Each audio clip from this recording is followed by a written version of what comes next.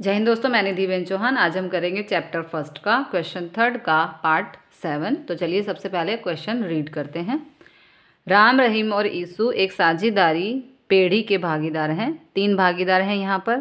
तारीख 1/4/16 के रोज़ उनकी पूंजी क्रमशः 60,000, 40,000 और 50,000 थी। वर्ष के अंत में लाभ का वितरण करने पर पता चला कि पूंजी पर 6% ब्याज गिनना रह गया है। भूल सुधार प्रविष्टि लिखो। अब यहाँ पर 3 भागीदार हैं और लाभ का वितरण हो चुका है। ठीक है, सबको जितना लाभ था उतना दे दिया है। किस किस को? राम को, रहीम को और ईसु को।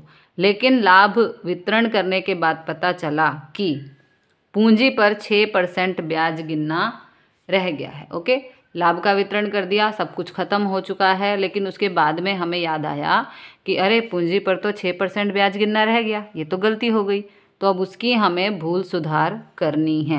अब यहाँ प्रॉब्लम क्या है कि लाभ का वितरण हो चुका है, पेढ़ी के पास कुछ नहीं है। तो इस सिचुएशन में क्या करेंगे हम?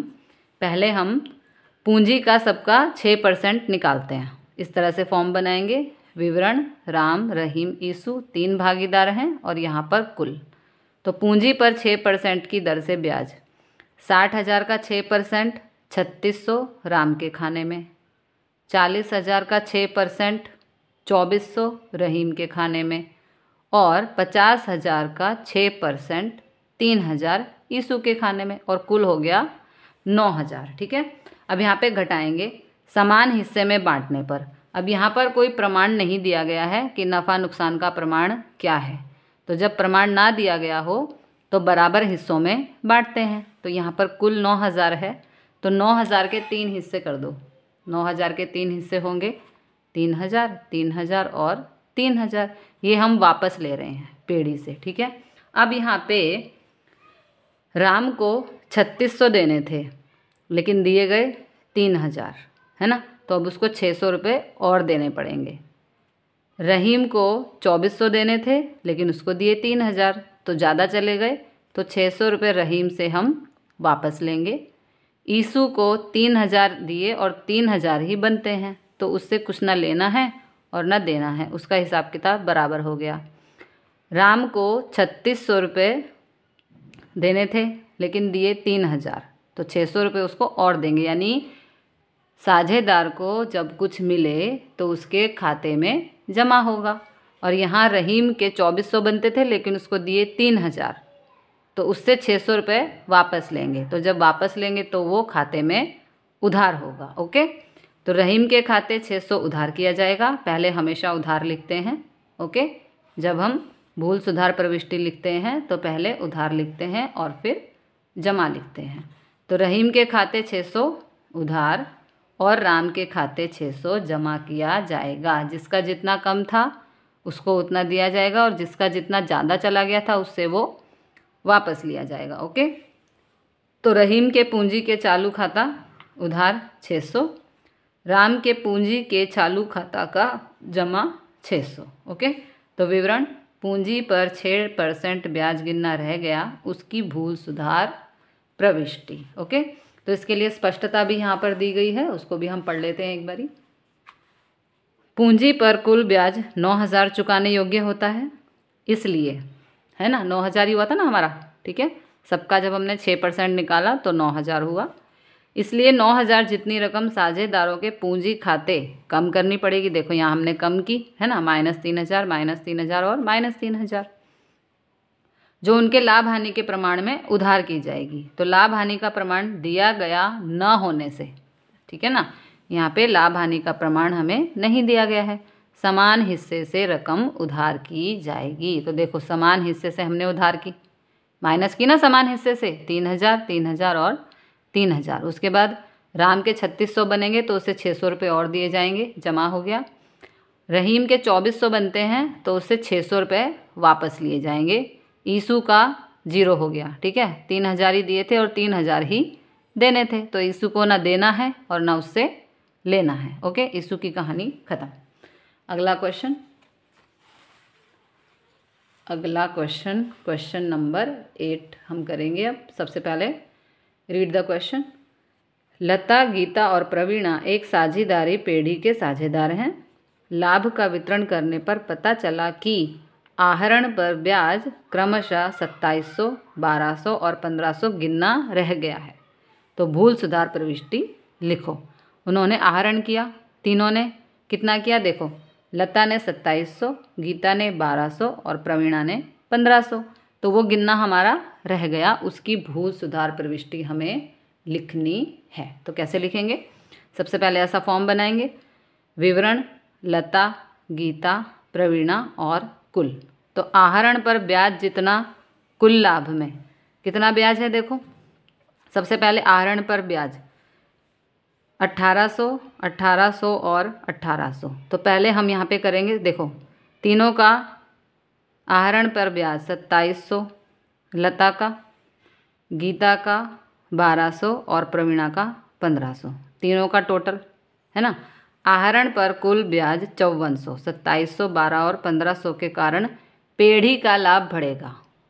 यहाँ पे हमें ये समझना है आहरण पर ब्याज कौन किसको देता है। देखो आहरण साझेदार पेढ़ी से करता है, तो पेढ़ी को ही तो ब्याज मिलेगा, है ना। साझेदार पेढ़ी को ब्याज चुकाएगा, किसका? आहरण का। तो पेढ़ी को फ़ायदा होगा जो बाद में साझेदारों के बीच में बांटा जाएगा। देखो यहाँ पे लिखा हुआ है स्पष्टता में, आहरण पर का कुल ब्याज 5400 यानी कि 2700, 1200 और 1500 के कारण पेढ़ी का लाभ बढ़ेगा, जो साझेदारों के पूंजी खाते लाभ हानि के प्रमाण में जमा किया जाएगा। इसलिए 1/1/1 के प्रमाण में प्रत्येक के खाते में 1800 जमा किया जाएगा। यहाँ पर फिर से कोई प्रमाण नहीं दिया गया है, तो 3 भागीदार हैं और कुल होता है 5400, है ना। कितना ब्याज है? आहरण पर ब्याज जितना कुल लाभ में 1800, 1800, 1800 क्योंकि 5400, तो 5400 के 3 भाग कर दो, 5400 को 3 से भाग करो क्योंकि 3 भागीदार हैं, तो कितना आएगा? 1800, 1800 और 1800। लेकिन आहरण पर ब्याज यहाँ पे जो पता चला कि आहरण पर ब्याज गिनना रह गया है, तो गिनना कितना रह गया? 2700, 1200 और 1500, तो ये 5400 हो गया। ठीक है।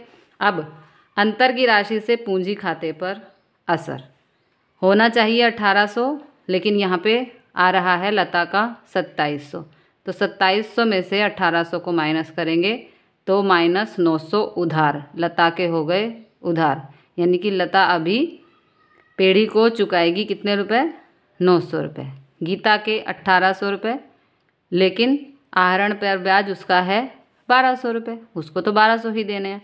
तो 18 में से 1200 को माइनस करो तो आएगा 600, यानी कि 600 उसके खाते में जमा होंगे। उसको मिलना चाहिए था 1800 रुपये, लेकिन दिया है 1200, तो 1800 में से 1200 माइनस करो तो होगा 600, जो गीता के खाते में जमा किए जाएंगे। ठीक है। प्रवीणा का 1800 रुपये, लेकिन 1500, तो 1800 में से 1500 को माइनस करो तो 300 जमा होंगे किसके खाते में? प्रवीणा के खाते में। ओके। तो लता के पूंजी के चालू खाता उधार, पहले हमेशा उधार की एंट्री करते हैं, तो लता के 900 रुपये उधार, 900 रुपये लता अभी पेढ़ी में देगी, जो किसके? गीता और प्रवीणा के बीच में बांटे जाएंगे। तो यहाँ गीता को मिलेगा 600 रुपये और प्रवीणा को मिलेंगे 300 रुपये। जब भी साझेदार को कुछ मिलता है तो उसके पूंजी खाते में जमा होता है। ओके। तो देखो क्या था इसमें, एक बारी फिर से समझ लेते हैं। लता, गीता और प्रवीणा एक साझेदारी पेढ़ी के साझेदार थे। लाभ का वितरण करने पर पता चला कि आहरण पर इतना ब्याज गिनना रह गया है। ओके, ब्याज गिनना रह गया है, तो आहरण पर ब्याज की एंट्री हमने की 2700, 1200 और 1500, क्योंकि रह गया था इसलिए माइनस करना पड़ा, है ना। माइनस करेंगे तो कितना आएगा? 5400। अब 5400 के 3 भाग करो, आहरण पर ब्याज जितना कुल लाभ में, यानी कि आहरण पर का कुल ब्याज 5400 के कारण पेढ़ी का लाभ बढ़ेगा, जो साझेदारों के पूंजी खाते लाभ हानि के प्रमाण में जमा किया जाएगा। पेढ़ी को जो फ़ायदा होगा फाइनली वो साझेदारों को ही मिलना है ना, दूसरे तो कोई लेगा नहीं। तो साझेदारों के पूंजी खाते लाभ हानि के प्रमाण में जमा किया जाएगा। अब आहरण पर ब्याज लता का 2700 था, लेकिन 1800 उसने दिया, ठीक है। तो अभी वो कितने और पे करेगी? 900 रुपये लता और देगी पेढ़ी में ब्याज के, ठीक है। गीता, उसका 1800, लेकिन उसने 1200 दिए, तो 1800 में से 1200 को माइनस करो तो 600 अभी उसके खाते में जमा किए जाएंगे। इसी तरह प्रवीणा का 1800, लेकिन यहाँ 1500 है, तो 300 रुपये उसके बचते हैं, क्योंकि 1800 में से 15 को माइनस करो तो 300 रुपये प्रवीणा के खाते में अभी जमा किए जाएंगे। 900 रुपये लता के उधार जो बाकी दो भागीदारों को दिए जाएंगे, गीता के 600 और प्रवीणा के 300। अगला क्वेश्चन देखते हैं। अगला क्वेश्चन है 9। मुकेश, धवल और विनोद एक पेढ़ी के साझेदार हैं। उनकी पूंजी का प्रमाण 4/2/3 है। मुकेश को लाभ में से कम 35,000 मिलेगा ही, ऐसी गारंटी धवल और विनोद ने दी है। तो पेढ़ी के वर्ष का लाभ 90,000 हुआ हो तो साझेदारों के बीच का लाभ का वितरण किस प्रकार होगा। तो यहाँ पे 90,000 वर्ष का लाभ है, 90,000, तो लाभ का वितरण कर लेते हैं। पहले कैसे करते हैं, 90,000 गुणा 1/3, क्योंकि देखो लाभ का कोई प्रमाण यहाँ नहीं दिया गया है, इसलिए बराबर हिस्से में बांटा जाएगा। बराबर का मतलब 3 साझेदार हैं, तो 1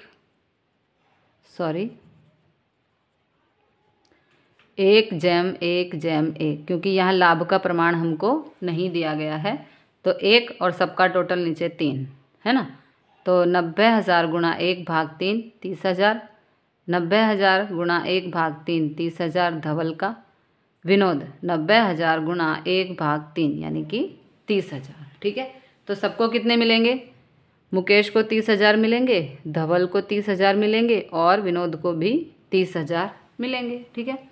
परंतु मुकेश को लाभ में से 35,000 मिलेगा ही, ऐसी गारंटी धवल और विनोद ने दी है। इसलिए मुकेश को कम पड़ती रकम कितनी है, 5,000। मुकेश को अगर हम प्रमाण निकाल रहे हैं तो 30,000 मिल रहे हैं, लेकिन अदर जो 2 साझेदार हैं उन्होंने गारंटी दी है कि मुकेश तुम्हें 35,000 मिलेंगे, ठीक है। तो कम पड़ती रकम कितनी हो गई, 5,000। 35,000 माइनस 30,000। धवल और विनोद उनके लाभ हानि के 1/1 के प्रमाण में खुद के लाभ में से मुकेश को देंगे, यानी कि 5,000 में से आधा धवल देगा मुकेश को और आधी रकम विनोद देगा, ओके। तो लाभ में से 2 जाने वाली राशि धवल 5,000 का आधा 2,500 और विनोद देगा 5,000 का आधा 2,500, तो 2,500 प्लस 2,500 यानी कि 5,000। 5,000 ही कम पड़ते थे ना, है ना, गारंटी दी थी ना उसको कि भाई तुम्हें 35,000 मिलेंगे, लेकिन जब वितरण किया तो उसे मिल रहे थे 30,000, है ना। तो 30,000 प्लस 5,000, धवल और विनोद ने 5,000 का आधा आधा पे किया। 5,000 का आधा मतलब 2,500, देखो यहाँ किया हुआ है, और विनोद ने भी 5,000 का आधा पे किया यानी कि 2,500, ओके। अब इसको हम एक फॉर्म के थ्रू समझेंगे। इस तरह हमें एक फॉर्म भी बनाना है इसका। विवरण, मुकेश, धवल, विनोद तीनों साझेदार और यहाँ पे आएगा कुल, ओके। तो कुल लाभ हानि के प्रमाण में लाभ का वितरण किया पहले 30,000 30,000 30,000 और इनका कुल हो गया 90,000। अब लेने और देने की राशि, तो मुकेश को 5,000 मिलने हैं इसलिए प्लस, धवल 2,500 दे रहा है इसलिए माइनस, विनोद 2,500 दे रहा है इसलिए माइनस, ओके। तो 30 प्लस 5 35,000 मुकेश को मिल गए। 30,000 में से 2,500 को माइनस करो, 27,500 धवल को मिले। 30,000 में से 2,500 को माइनस करो तो 27,500 विनोद को मिलेंगे।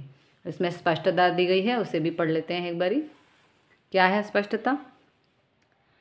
सवाल में पूंजी का प्रमाण 4/2/3 दिया गया है, परंतु लाभ हानि के वितरण से संबंधित कोई स्पष्टता न दी गई होने से लाभ हानि का प्रमाण 1/1/1 लिया जाएगा, ओके। इसी तरह से हमने इसका निकाला था ना, देखो इनका सबका लाभ हमने ऐसे ही फाइंड किया ना, 90,000 गुणा 1/3 है ना, 1/1/1 के प्रमाण से।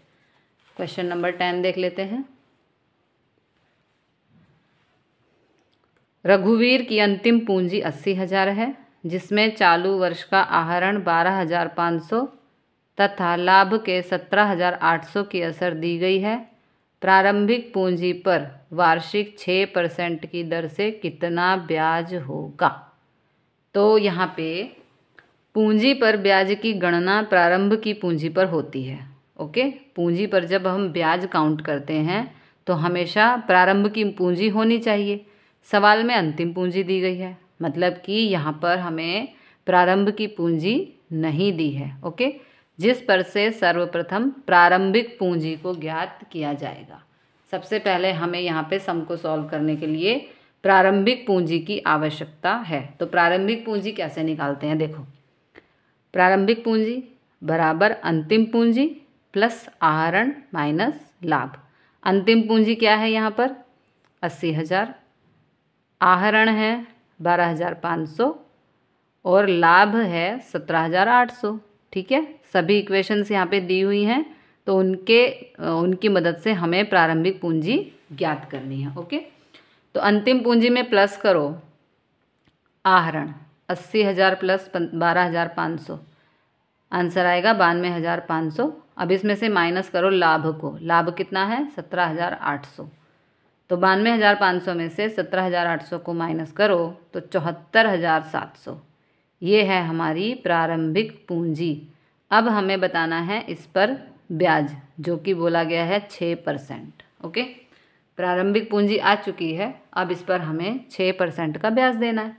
तो 74,700 प्रारंभिक पूंजी और उसका 6%, तो 6/100 यानी कि 4,482 रुपये हमें प्रारंभिक पूंजी पर ब्याज देना है। इसके लिए हम रघुवीर का पूंजी खाता भी यहाँ पर बनाएंगे। उधार जमा विवरण रकम विवरण रकम।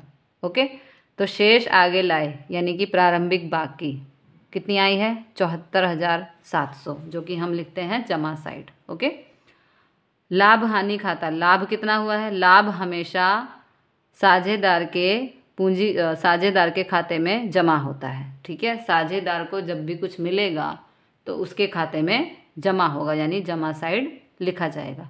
तो लाभ हुआ है कितना? 17,800। इन दोनों को टोटल करो 92,500।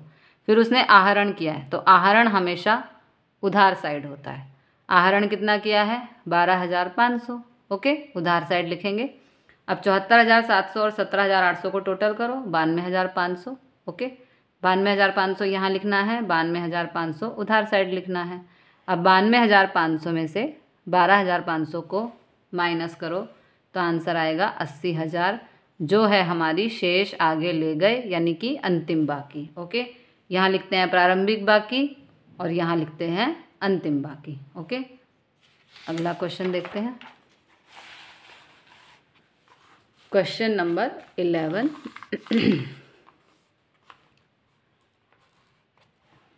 ए, बी और सी समान हिस्से के साझेदार हैं। उनकी कुल पूंजी 4,50,000 है। उनकी पूंजी का प्रमाण 1/3/2 है। पेढ़ी पूंजी पर वार्षिक 9% की दर से ब्याज चुकाती है। तो साझेदार सी को पूंजी पर ब्याज सहित 77,500 मिला है। तो साझेदार ए और बी को पूंजी पर ब्याज सहित कितना रुपया मिलेगा? 3 पार्टनर्स हैं ए, बी और सी। तो साझेदार सी को पूंजी पर ब्याज सहित मिल रहा है 73,500। तो साझेदार ए और बी को पूंजी पर ब्याज सहित कितने रुपए मिलेंगे, ये हमको बताना है। ओके, तो इस तरह से पहले हम फॉर्म बनाएंगे। फॉर्म बनाकर सबसे पहले हम 1/3/2 के प्रमाण में पूंजी वो हम फाइंड करेंगे। तो देखो कैसे करेंगे, ऐसे करेंगे। ये देखो 1/3/2 इनका टोटल 6, तो पूंजी हमारी है 4,50,000। सबसे पहले हम निकालेंगे कि किसके पास कितना पैसा होना चाहिए, यानी कि तीनों की पूंजी निकालेंगे हम। तो 4,50,000 टोटल है, 1 और बटे में 6। तो ये है हमारा जो ए का है, ए का प्रमाण। तो 4,50,000 गुणा 1/6 यानी कि 75,000। तो ए की पूंजी हो गई 75,000। बी की पूंजी कैसे निकालेंगे देखो, 4,50,000 गुणा 3/6, तो आंसर आएगा 2,25,000। ये हो गया बी के लिए। अब सी के लिए 4,50,000 गुणा 2/6, सी के लिए आएगा 1,50,000। अब उसके बाद